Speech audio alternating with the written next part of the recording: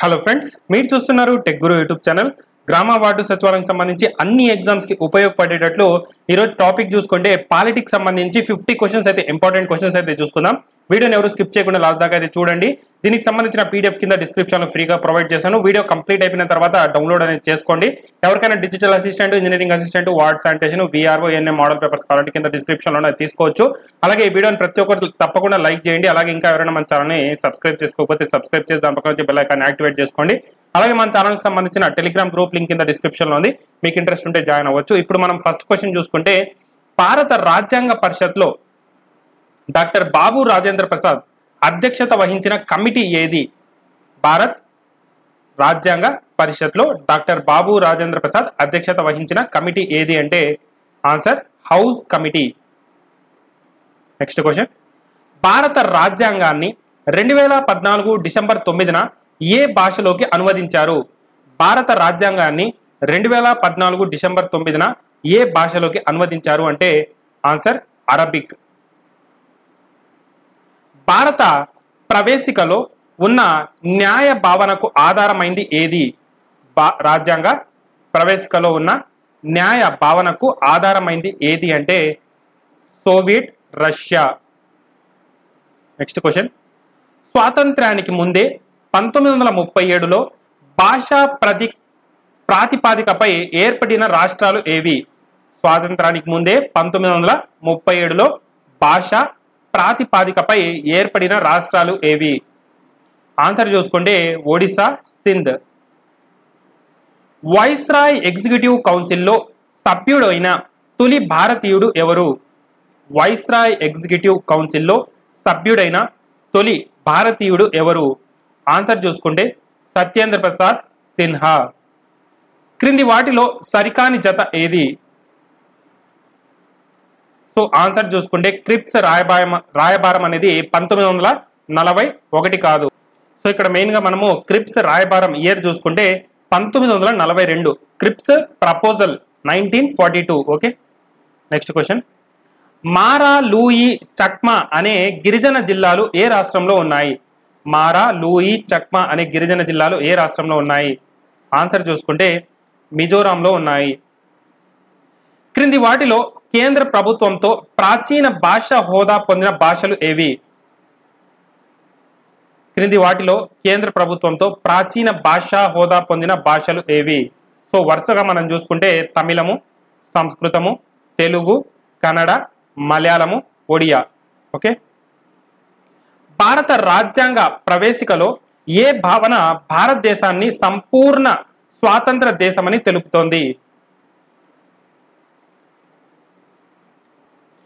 Answer చూసుకుంటే సర్వ సత్తాక, first option. Indira Sawhney versus కేంద్ర ప్రభుత్వం కేసులో ఏ వర్గాలకు రిజర్వేషన్లు కల్పించవచ్చని సుప్రీంకోర్టు తీర్పు ఇచ్చింది? ఇందిరా సహాని వర్సెస్ కేంద్ర ప్రభుత్వంతో కేసులో ఏ వర్గాలకు రిజర్వేషన్లు కల్పించవచ్చని సుప్రీంకోర్టు తీర్పు ఇచ్చింది? సో ఆన్సర్ చూసుకుంటే ఓబీసీ. క్రింది వాటిలో సరికానిది ఏది? సో ఇక్కడ మనం చూసుకుంటే మొదటి జాతీయ వేతన సంఘం చైర్మన్ చూసుకుంటే వరదాచారి అయ్యార్. సో ఇది కూడా కరెక్టే. రాష్ట్రాల పునర్విభజన కమిషన్ చైర్మన్ చూసుకుంటే ఫస్ట్ ఫజల్ అలీ, ఇది కూడా కరెక్టే. రెండో పరిపాలనా సంస్కరణల కమిషన్ చైర్మన్ చూసుకుంటే వీరప్ప మొయిలీ. సో ఇక్కడ ఫోర్త్ ఆప్షన్ ఏదైతే ఉందో అది wrong answer. Next question, central vigilance commission కు సిఫార్సు చేసిన కమిటీ ఏది? సెంట్రల్ విజిలెన్స్ కమిషన్ ను సిఫార్సు చేసిన కమిటీ ఏది? ఆన్సర్ చూసుకుంటే కే సంతానం కమిటీ. సుప్రీంకోర్టు న్యాయమూర్తుల జీతభత్యాల గురించి రాజ్యాంగంలో ఎక్కడ పేర్కొన్నారు?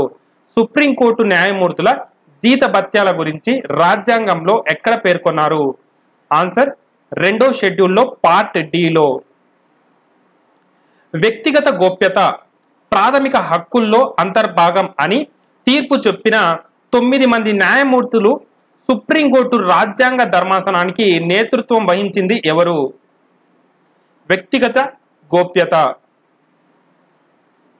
ఆన్సర్ చూసుకుంటే జేఎస్ కేహర్. నెక్స్ట్ క్వశ్చన్, 9వ షెడ్యూల్లో పొందుపరిచిన అంశాలు న్యాయ సమీక్ష పరిధిలోకి రావని తెలిపే అధికరణం ఏది? 9వ షెడ్యూల్లో పొందుపరిచిన అంశాలు న్యాయ సమీక్ష పరిధిలోకి రావని తెలిపే అధికరణం ఏది? ఆన్సర్ చూసుకుంటే 31B సెకండ్ ఆప్షన్. మేము ఆదేశిస్తున్నాం అనే అర్థం వచ్చే రిట్ ఏది? మేము ఆదేశిస్తున్నాం అనే అర్థం వచ్చే రిట్ ఏది? Answer mandamus third option. Bihar ప్రభుత్వం ప్రవేశపెట్టిన భూ సంస్కరణల చట్టాన్ని న్యాయస్థానంలో సవాల్ చేసిన వ్యక్తి ఎవరు? ఆన్సర్ చూసుకుంటే Kameshwari Singh first option. Next question, బాలబడి విద్య గురించి రాజ్యాంగంలో ఏ ఆర్టికల్లో ఉంది? బాలబడి విద్య గురించి రాజ్యాంగంలో ఏ ఆర్టికల్లో ఉందంటే 45వ ఆర్టికల్లో ఉంది. భారత రాజ్యాంగం ప్రకారం స్త్రీలను గౌరవించడం అనేది ఏ హక్కు? ప్రాథమిక హక్క, ఆదేశిక సూత్రమా, ప్రాథమిక విధి, పైవన్నైనా? ఆన్సర్ చూసుకుంటే ప్రాథమిక విధి. కేంద్ర రాష్ట్రాల మధ్య ఆర్థిక సంబంధాలు ఏ భాగంలో ఉన్నాయి? కేంద్ర రాష్ట్రాల మధ్య ఆర్థిక సంబంధాలు ఏ భాగంలో ఉన్నాయి? ఆన్సర్ 12వ భాగంలో ఉన్నాయి. క్రింది భారత ప్రధాన మంత్రులను వారు నిర్వహించిన కాలాన్ని బట్టి వరుస క్రమంలో గుర్తించండి. సో ఇక్కడ మనకు ఆన్సర్ చూసుకుంటే చంద్రశేఖర్ గారు, తర్వాత పివి నరసింహారావు గారు, దేవేగౌడ్ గారు, తర్వాత ఐకే గుజరాల్ గారు. నెక్స్ట్ క్వశ్చన్, క్రింది వాటిలో సమాఖ్య వ్యవస్థ అమలులో లేని దేశం ఏది? క్రింది వాటిలో సమాఖ్య వ్యవస్థ అమలులో లేని దేశం ఏది? ఫ్రాన్స్. జాతీయ ప్రయోజనం దృష్ట్యా ఆర్టికల్ 249 ప్రకారం రాష్ట్ర జాబితాలోని అంశంపై శాసనం చేయడానికి 2/3 వంతు మెజారిటీతో రాజ్యసభకు మాత్రమే తీర్మానం చేసే అధికారాన్ని కల్పించారు. దీనికి కారణం ఏంటి? ఆన్సర్ చూసుకుంటే రాజ్యసభ రాష్ట్రాల సభ కాబట్టి. మహాదమి ట్రిబ్యునల్ ఏ రాష్ట్రాలకు సంబంధించింది? మహాదమి ట్రిబ్యునల్ ఏ రాష్ట్రాలకు సంబంధించింది? ఆన్సర్ చూసుకుంటే మహారాష్ట్ర మరియు గోవా, కర్ణాటక. అంతర్రాష్ట్ర మండల స్థాయి సంఘం చైర్మన్ ఎవరు? అంతర్రాష్ట్ర మండల స్థాయి సంఘం చైర్మన్ ఎవరు? ఆన్సర్ చూసుకుంటే హోం మంత్రి సెకండ్ ఆప్షన్. నెక్స్ట్ క్వశ్చన్, ప్రభుత్వానికి అత్యవసరంగా వ్యాయం చెల్లించాలంటే ఏ ఖాతా నుంచి చెల్లిస్తుంది? ఆన్సర్ భారత ప్రభుత్వ ఖాతా. నెక్స్ట్ క్వశ్చన్, క్రింది వాటిలో భారత రాష్ట్రపతి అభీష్టం మేరకు పదవిలో ఉండేవారు ఎవరు? Answer attorney general. ఇందిరాగాంధీ ప్రధానిగా ఉన్నప్పుడు నూతనంగా ఎన్ని రాష్ట్రాలను ఏర్పాటు చేశారు? ఆన్సర్ 6 రాష్ట్రాలను. భారత రాజ్యాంగంలోని ఏ ఆర్టికల్ ప్రకారం ఢిల్లీ, పుదుచ్చేరిలలో రాష్ట్రపతి పాలన విధించవచ్చు? Answer 239AB. ఒక వ్యక్తికి క్రిమినల్ కేసులో 5 ఏళ్ల శిక్ష పడితే ఎన్నేళ్లు ఎంపీగా పోటీ చేసేందుకు అనర్హులు? ఆన్సర్ 11. వివిధ రాష్ట్రాల విధానసభ సభ్యుల సంఖ్యను అనుసరించి ఎక్కువ నుంచి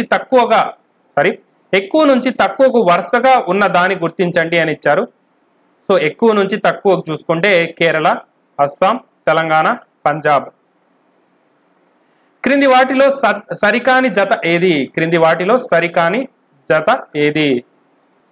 సో ఇక్కడ దీనికి ఆన్సర్ చూసుకుంటే first one wrong answer. So ఇక్కడ బాండుంగ్ ఒప్పందం చూసుకుంటే 1955, పంచశీల ఒప్పందం 1954 కరెక్టే, తాష్కెంట్ ఒప్పందం 1966 కరెక్టే, సిమ్లా ఒప్పందం 1972 ఇది కరెక్టే.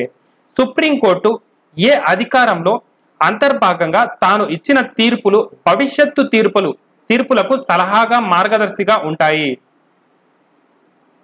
So court of record. క్రింది వాటిలో తెలుగు వారు చేపట్టిన పదవులను గుర్తించండి. క్రింది వాటిలో తెలుగు వారు చేపట్టిన పదవులను గుర్తించండి.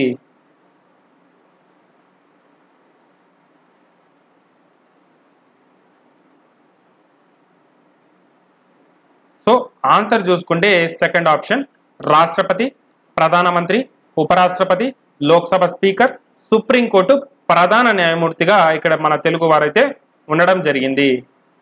క్రింది వాటిలో సరైంది ఏది?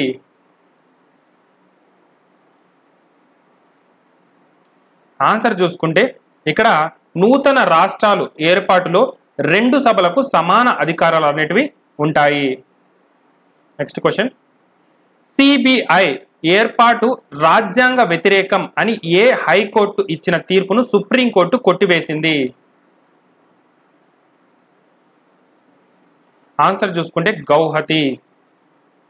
భారత రాష్ట్రపతిగా పోటీ చేసిన అభ్యర్థి డిపాజిట్ ఎప్పుడు వాపస్ వస్తుంది? ఆన్సర్ పోలై చెల్లిన ఓట్లలో 6వ వంతు వచ్చినప్పుడు. క్రింది వాటిలో మంత్రి మండలి విధి కానిది ఏది? ఆన్సర్ పైవేవి కావు. కేంద్ర మంత్రి మండలి సంఖ్యకు సంబంధించి క్రింది వాటిలో సరైంది ఏది? కేంద్ర మంత్రి మండలి. ఆన్సర్ లోక్సభ సభ్యుల్లో 15% మించకూడదు. లోక్సభ స్పీకర్ తన ఎంపీ స్థానానికి రాజీనామా చేసినప్పుడు పర్యవసనం ఏంటి?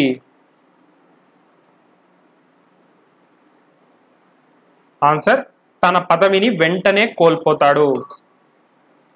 క్రింది వాటిలో సరైంది ఏది?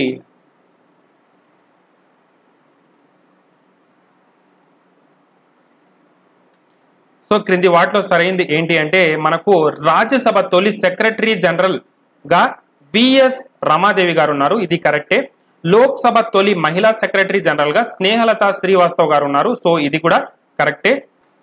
సో ఇక్కడ దీనికి సంబంధించి ఒక ఆశ్చర్యకరమైన విషయం ఏంటంటే ఇప్పటిదాకా ఎవ్వరు కూడా మొదటి కార్యదర్శి మహిళగా పనిచేయలేదు. ఓకేనా, కేబినెట్ కార్యదర్శిగా ఇప్పటిదాకా ఎవ్వరు కూడా మహిళ అనేది పనిచేయలేదు. ఓకే, సో ఇది రాంగ్ ఆన్సర్. ఓకే, సో మొదటి కార్యదర్శి ఎవరు అంటే కేబినెట్ మొదటి కార్యదర్శి ఎవరు అంటే ఎన్ఆర్ పిల్లై. మహిళల్లో ఇప్పటిదాకా ఎవరు కూడా ఆ పదవిని చేపట్టలేదు. ఓకే, నెక్స్ట్ క్వశ్చన్, కేంద్ర స్థాయిలో ఇతర వెనుకబడిన వర్గాలు ఏ మంత్రిత్వ శాఖ పరిధిలోకి వస్తాయి? కేంద్ర స్థాయిలో ఇతర వెనుకబడిన వర్గాలు ఏ మంత్రిత్వ శాఖ పరిధిలోకి వస్తాయి? ఆన్సర్ సామాజిక న్యాయం, సాధికారిత మంత్రిత్వ శాఖ కిందకు వస్తాయి. నెక్స్ట్ క్వశ్చన్, వివిధ పదవులకు సంబంధించి హోదా ప్రోటోకాల్ క్రమాన్ని అత్యున్నత స్థాయి నుంచి దిగువ స్థాయికి అమర్చండి అన్నారు. సో చూడండి,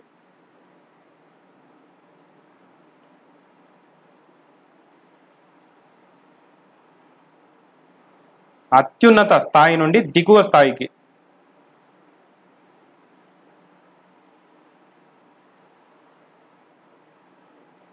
సో దీనికి సంబంధించి ఆన్సర్ చూసుకుంటే ఫస్ట్ చూసుకుంటే ప్రధానమంత్రి వస్తారు. ప్రధానమంత్రి తర్వాత ఇక్కడ ఇచ్చిన దాంట్లో మనకి చూసుకుంటే గవర్నర్ వస్తారు. దాని తర్వాత ఇక్కడ మాజీ రాష్ట్రపతి వస్తారు. సో దాని తర్వాత సుప్రీంకోర్టు ప్రధాన న్యాయమూర్తి అయితే వస్తారు. Okay, option 2. నెక్స్ట్ క్వశ్చన్, న్యాయవాద వర్గం నుంచి సుప్రీంకోర్టు న్యాయమూర్తి అయిన తొలి మహిళ ఎవరు? న్యాయవాద వర్గం నుంచి సుప్రీంకోర్టు న్యాయమూర్తి అయిన తొలి మహిళ ఎవరు? మహిళా సాధికారతకు కూడా ఇది చాలా ఇంపార్టెంట్. న్యాయవాద వర్గం నుంచి సుప్రీంకోర్టు న్యాయమూర్తిగా అయిన సో తొలి మహిళ చూసుకుంటే ఇందు మల్హోత్రా.